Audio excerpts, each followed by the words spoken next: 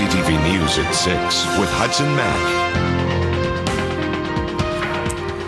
Good evening. Thank you for being here. Voters in the United States go to the polls tomorrow in one of the closest election races in recent memory, even by polarized American standards. The polls suggest a statistical dead heat to be decided in one of the battleground states. And that's where President Barack Obama and his Republican challenger Mitt Romney have spent this last day of the campaign.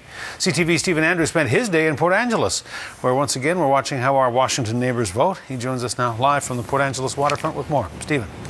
Hudson, certainly in an election race this close, every vote counts, and that certainly is the case here in Port Angeles.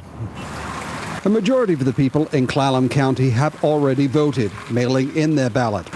Election officials in Washington state expect a turnout of more than 80% in a race, even in this state, that is too close to call.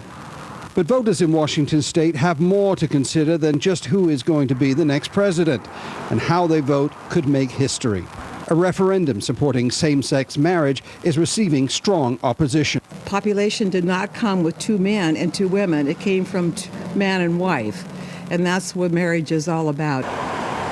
Not surprising for Port Angeles, where politics can be driven by religion and conservative ideals. But polls indicate the referendum will pass. A couple that wants all the societal benefits of marriage and is willing to make that commitment should have those benefits. There should be no reason that two people that love each other should not be able to marry. Another initiative expected to pass, the legalization of marijuana. But looking at the shuttered storefronts from the economic downturn, there is one thing on the minds of voters. There is renewal in this town, but nobody is prepared to call it a recovery. Like so many other small towns in the U.S., Port Angeles finds itself in the position of struggling to make ends meet.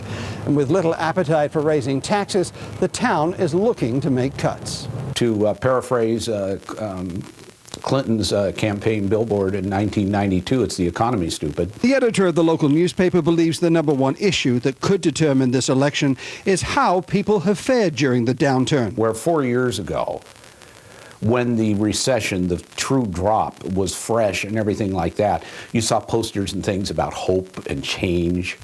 Now you don't see the hope and change. Now you just see the frustration. How that frustration will play out is anyone's guess, as Republicans and Democrats preach to anyone who will listen. Tomorrow night, they will be assured victory. Stephen, I think you've nailed it, that the issue really, even though Washington and that part of Washington generally goes to the Democrats, a lot of people are asking themselves, where are we now? Where were we 4 years ago?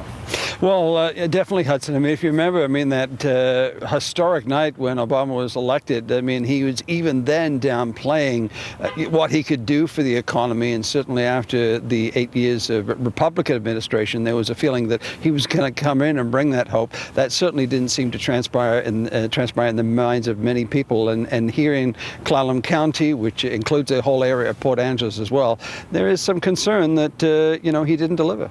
All right, well, it's a short hop across the water. In ways, it's a world away. We'll watch for your coverage tomorrow. Okay, Hudson. Stephen Andrew, live in Port Angeles, Washington tonight.